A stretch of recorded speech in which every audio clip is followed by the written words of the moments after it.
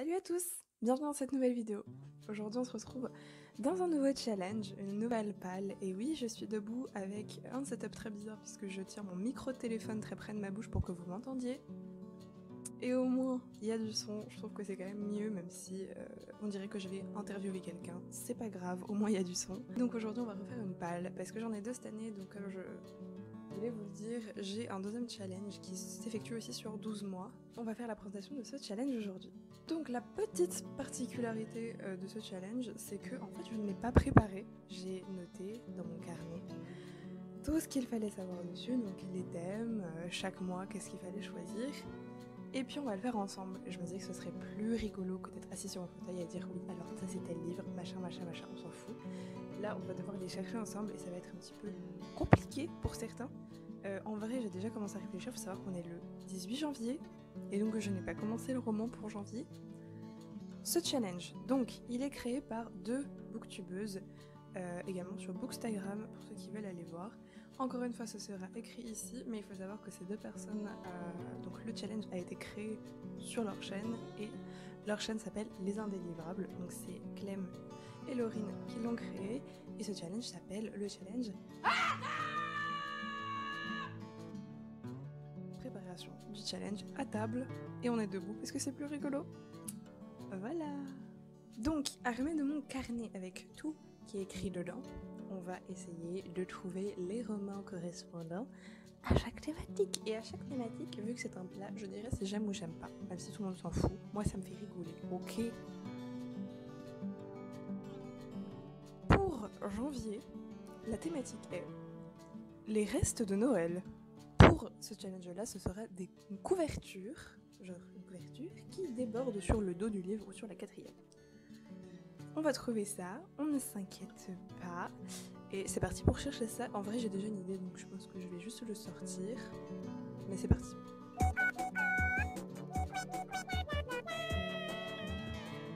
Cherchant, je me rends compte que j'ai pas tant de livres que ça qui font cet effet-là.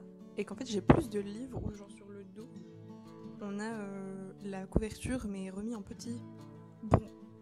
Alors, je vais rester sur ma première idée de base parce qu'en fait, il y en a d'autres qui pourraient correspondre à d'autres thématiques. Et on va lire Métaux de Yves Grévet. Alors, pourquoi ? Parce que c'est un roman qui se continue complètement sur la tranche, ça se voit hyper bien, et jusqu'au dos, donc je trouve qu'il est parfait. Oui, c'est encore une acquisition du SLPJ 2021, j'aime trop. Alors, Yves Grévet, Métaux, j'ai les 3 tomes. Et je les ai achetés cette année parce que déjà, ma meilleure amie me casse les pieds depuis des années, encore une fois, avec ce roman. Et je m'étais dit que du coup, c'était le moment, tu vois. Et surtout, ma mère m'a dit prends un livre sur la liste des 100 livres incontournables de la littérature ado, que j'ai juste derrière. Alors, si vous ne connaissez pas, je vais juste vous sortir le livre parce que c'est trop cool, donc je vais le faire. En quête d'un grand peut-être, de Nathan et Tom. J'oublie tout le temps. Je sais pas pourquoi j'ai que Nathan dans la tête. Donc de Nathan et Tom Lévesque. Donc c'est plus un guide, enfin un roman au sujet de... Oui, c'est un roman, c'est pas une histoire, j'arrive pas à parler, arrêtez.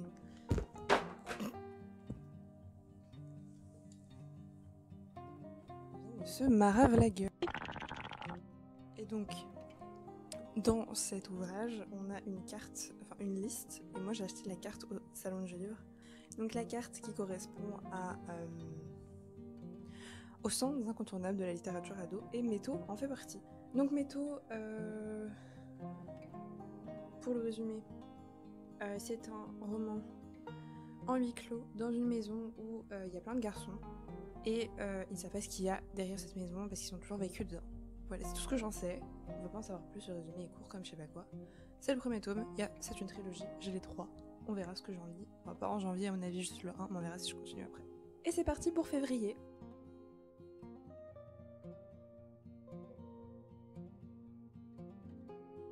Le mois des crêpes. C'est mon dessert préféré. On a pour demande de trouver un roman avec plusieurs personnages sur la couverture. J'ai pas regardé, mais il y en a forcément plein.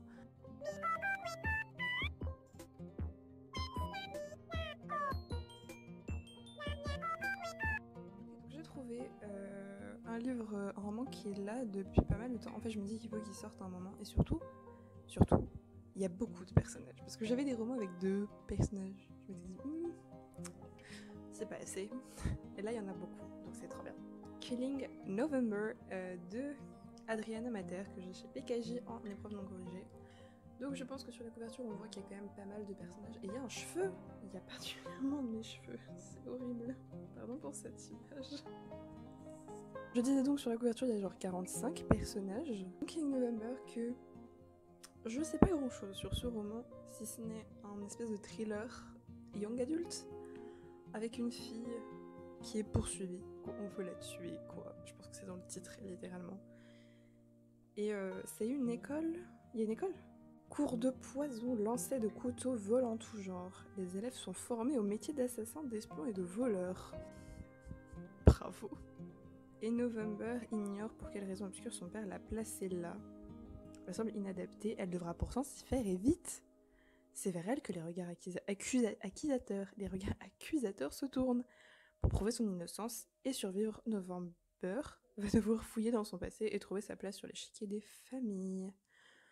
Oui, donc c'est une histoire d'école un petit peu bizarre, voilà, on va dire ça comme ça. Donc, on a trouvé vite. C'est un petit peu suspect. Serait-ce plus long pour la suite de la vidéo? Je ne sais pas. Je suis mieux debout qu'assise, c'est plus rigolo. Prochain mois, le mois de mars, meilleur mois de l'année vu que c'est mon anniversaire. J'ai... Oh non! Il est tombé. Ah oui, c'est bon, ça. Fuck. Attendez. Désolée pour cette interruption. J'avais fait une petite bêtise, mais c'est bon, c'est réglé. Donc je disais le mois de mars. Le mois de mars, le meilleur mois. Parce que c'est mon anniversaire. Et pour ce mois de mars, la thématique est tartiflette. Donc bon, pour la tartiflette, trouver une couverture jaune. Alors, sachez que j'ai retenu cette thématique quand j'ai terminé la vidéo, que je me suis posée dans la bibliothèque. En fait, c'est une chose tous les ans, je fais des challenges où il y a la couverture jaune et je n'en ai jamais. Ok. J'ai 2 livres jaunes, je les ai lus. C'est tout. J'en ai pas d'autres en vrai. Donc c'est très... Bonsoir. Donc il va falloir que je trouve une couverture jaune, ça va être très compliqué, pour ceux qui n'ont pas compris, parce que j'en ai pas habituellement. En fait j'ai du doré. Ça compte? Ça compte pas.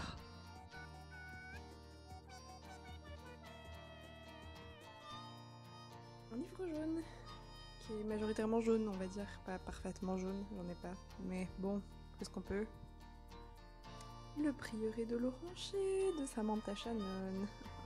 Pourquoi je pleure? Pour ce qui est juste extrêmement long et que, a priori, c'est un livre qui est très dense de fantasy, donc I am afraid. Le prieuré de l'Oranger, donc c'est la partie 1. Il y en a 2, comme ça, ok. Alors honnêtement, est-ce que je vais lire le résumé? Non. Est-ce que je sais ce que c'est? Non. Est-ce que je sais de quoi ça parle? Non. Non. Franchement, c'est le seul livre jaune. Franchement, Laurine et Clem, validez mon livre s'il vous plaît. Merci. Passons maintenant au mois d'avril, le mois qui fait rire, le mois des blagues, MDR, c'est trop rigolo la vie. Avec pour thématique, encore un plat que je n'aime pas, la choucroute. Comme Laurine trouve que la choucroute pue, il faut trouver un roman avec, dans la 4e de couverture, la syllabe pu, PU, avec bonus si c'est dans le titre. Donc on va essayer de trouver ça. J'ai pas regardé, je sais pas, j'ai peur, à l'aide. Moi j'aime les bonus, alors j'aimerais bien trouver genre avec le titre.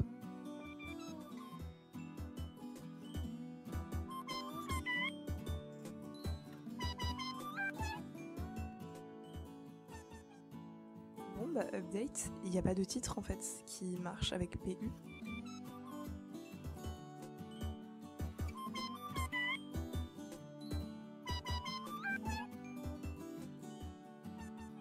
Plusieurs minutes de recherche intense, honnêtement j'ai galéré, donc on en était, je me remets un peu les idées en place, on était au trouver un PU, donc PU dans la 4e de couverture et j'ai trimé, c'était très dur, j'ai fait genre tous les livres de ma bibliothèque et j'en ai trouvé un enfin, et j'ai trouvé La Savante Écarlate du coup de Margaret Atwood, pardon. Donc, je pense que vous connaissez à peu près tous le résumé. La Sainte Écarlate, c'est une histoire de dystopie dans un monde où quelques femmes seulement peuvent encore enfanter, et donc les puissants, on va dire, vont récupérer ces femmes pour en faire des servantes. Donc, et elles vont devoir tout simplement porter les enfants de chaque personne un peu riche.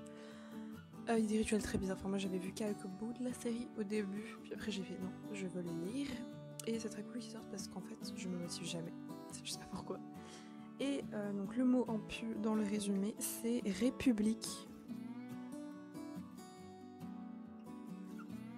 On passe au mois de mai avec un truc trop bon, la tarte chèvre épinard. J'adore les mélanges de fromage, ok. Ce qui nous amène à finalement trouver un roman avec une couverture qui ne va pas avec son dos, enfin qui a un problème, en gros ça c'est moche, en fait ça colle pas. Il y a un problème de construction du roman en termes de graphique, et j'ai pas d'idée, encore une fois.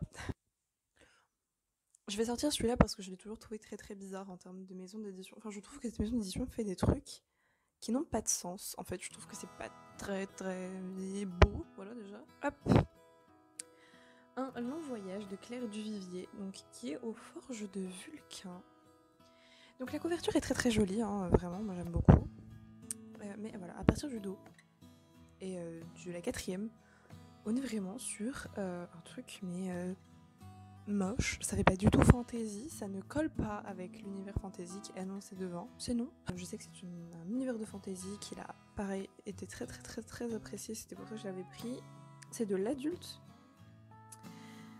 Et je sais pas de quoi ça parle. Pour le mois de mai, ce livre qui est trop bizarre. En plus, chèvre épinard, c'est vert, hein, donc j'ai bien choisi. Le mois de juin, salade de pâtes, c'est trop bon. Ça nous amène à salade de pâtes, donc il y a une multitude de choses. Donc au moins 3 prénoms, 3 noms propres dans le résumé du roman. Et j'en ai trouvé un, parce que je suis trop forte. Et donc je sortirai à ce moment-là Le Château de Hurle de Diana Wynne Jones, qui est édité chez Inis Roman, et j'aime trop leurs éditions, ils sont magnifiques. En fait, ils reprennent tous les romans qui ont inspiré Miyazaki, et je pense qu'ils font d'autres choses, mais en tout cas moi c'est ça que j'achète.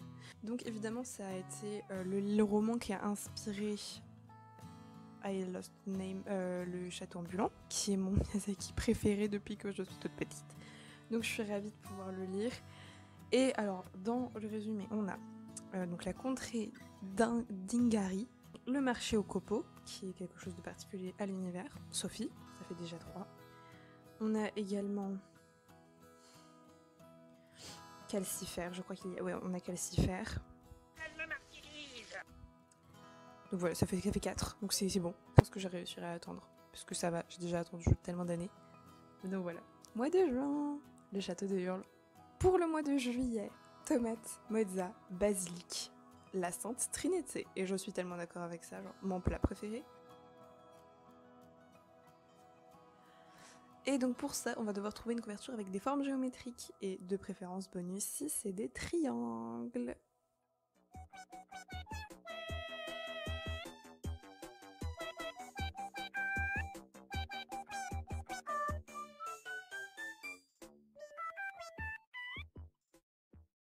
Donc pour des triangles, j'ai trouvé un truc avec un triangle. En plus, c'est un triangle Illuminati, donc c'est drôle. On va prendre Sensor de Junji Ito. C'est un manga horrifique. C'est Junji Ito. C'est mon manga préféré. Et donc on peut voir en fait juste dans le titre le petit triangle Illuminati. En plus il y a un rond, une croix, enfin bref c'est très géométrique tout ça.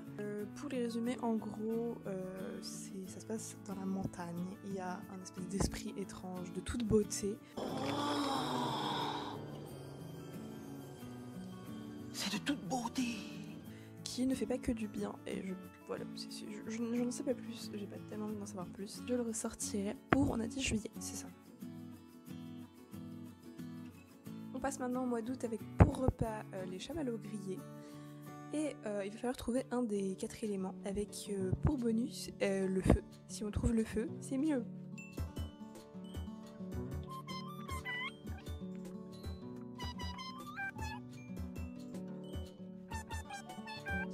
Donc j'en ai trouvé un, mais je pense qu'il sera peut-être sorti avant, donc je sais pas, peut-être que j'en trouverai un autre. Pour l'instant on va partir sur ça, mais je sais pas si je vais tenir. Le tome 2 de la saga La Faucheuse, donc on a du feu en arrière-plan, genre là. Le deuxième tome il s'appelle Thunderhead, qui est le tome méchant, et qui est écrit par Neil Shusterman. J'adore Neil Shusterman, j'ai déjà lu Dry. Le tome 1 de La Faucheuse, j'ai eu un coup de cœur fou pour le tome 1 de La Faucheuse. Et en fait je sais que j'ai envie de continuer cette saga, c'est juste que j'ai plein de trucs à lire. Donc on verra si c'est le avant ou pas. En vrai il y a plein de choses d'autres, donc je pense que je pourrais attendre. La Faucheuse, c'est un univers de dystopie young adulte dans lequel la mort en tant que mort naturelle n'existe plus. Et donc on engage des faucheurs. Il y a toute une sorte de réunion, c'est très politique en fait, autour de ces personnes-là qui sont engagées pour tuer. Et donc ce sont deux personnages qui vont devenir apprentis faucheurs. Et voilà, en gros le résumé, c'est génial. J'ai vraiment envie de continuer, c'est juste que je me suis pas jetée dessus comme prévu parce que j'avais d'autres choses à lire. Peut-être j'attendrai, peut-être pas. On verra, en tout cas il y a bien du feu. On arrive donc au mois de septembre avec pour nourriture, compote et barres de céréales, parce que vous vous doutez bien qu'au mois de septembre c'est la rentrée, bravo. Et pour ce mois-ci nous devons lire un livre avec un enfant sur la couverture ou un rapport à l'école sur la couverture. Donc j'ai pas d'idée, encore une fois on va chercher, c'est pas grave. En vrai si. Bon alors ça n'a pas filmé pour le mois de septembre, du coup je vais reprendre ce que je disais. Donc on avait dit que pour le mois de septembre il fallait un livre avec des enfants, un rapport avec l'école, et je disais que j'avais pris Kazuo Ishiguro, auprès de moi toujours. Je disais donc que j'avais tout simplement aucune idée du résumé, simplement que les thématiques étaient forcément très bien abordées par l'auteur parce qu'il écrit très bien. Voilà. Donc j'ai été coupée, mais je disais que le mois d'octobre, on allait travailler sur la thématique en saut de bonbons, parce que c'est l'Halloween et que Halloween on mange des bonbons. Pour ça, il fallait trouver un livre avec une multitude de couleurs. J'ai cherché, j'ai un petit peu galéré à trouver parce que j'ai beaucoup de livres très unis en fait. Et finalement, je me suis dit que j'allais sortir un vieux livre de ma pelle. Je suis pas sûre du tout que je vais aimer, mais il est là. Voilà. Donc Le Paris des merveilles de Pierre Pével, qui est tout simplement un roman où il y a quand même pas mal, il y a du vert, du rouge, du noir, du marron, il y a pas mal de couleurs, du gris également, enfin bon, il y a pas mal de petites couleurs. C'est pas non plus un truc qui pêche de ouf, mais en vrai j'ai pas beaucoup de livres avec beaucoup de couleurs, donc on va dire que ça suffit. C'est un roman steampunk, donc qui se passe dans un univers où il y a plein de créatures très différentes, dans un Paris steampunk. Wow! Ensuite, avant-dernier mois de l'année, le mois de novembre, et cette fois-ci on a pour thématique soupe de champignons. Et je ne sais pas du tout si j'aime ça parce que je n'en ai jamais mangé, donc je n'ai aucun commentaire à faire sur ce plat. Pour ce mois-ci, on va devoir choisir un livre avec une forêt ou des fleurs. Donc, comme prévu, je sors un livre qui a, je pense, plus potentiellement de chances d'attendre parce que j'allais prendre Anne de Green Gables, mais je pense qu'il va sortir avant de ma palle. Là, je pense qu'il y a plus de chances que j'attende. Seul en sa demeure de Cécile Coulon, honnêtement, il me fait très envie, mais c'est de l'adulte, donc en ce moment j'ai beaucoup de mal. Et franchement, si ça c'est pas une forêt, je ne sais pas ce que c'est, ok. Il y a le vieux bandeau là. J'essaie de le retirer. Je ne sais pas grand chose de ce roman, si ce n'est que ça me fait penser à Rebecca, donc c'est que ça doit être bien. C'était dans longtemps, mais ça a l'air bien. Et enfin, dernier mois de ce challenge à l'année, avec un dernier plat, donc on se retrouve au mois de décembre avec la bûche de Noël, forcément. Et pour ce mois-là, il nous faut une couverture kitsch ou très moche, et j'ai déjà la couverture kitsch ou très moche, ok. Donc pour moi, ce serait une couverture kitsch. Alors, elle est pas moche, elle est juste très kitsch. Je la trouve très kitsch. En fait, je pense que c'est aussi les goûts et les couleurs, mais moi je la trouve hyper kitsch. À l'aide, genre à l'aide. Le grand secret de René Barjavel. Je suis en train de lire un Barjavel présentement qui est La nuit des temps. Et c'est très dur à lire. C'est pour ça que je dis qu'il va attendre. Il n'y a pas de souci. Voilà. Je crois que c'est une histoire d'amour. Bon, c'est toujours de la SF avec Barjavel. Si vous ne connaissez pas, c'est un auteur français, un des plus grands auteurs un des plus grands auteurs français de SF. Donc c'en est un, encore une fois, et il y a de l'amour. Voilà, c'est tout ce que je sais. ce sera lu normalement en décembre prochain, donc dans un an. Voilà, ce sera tout pour moi pour ce challenge à table. Sur ces jolies paroles et ce super challenge que je vous invite à faire également, je vous laisse et je vous souhaite de très bonnes lectures. Ciao!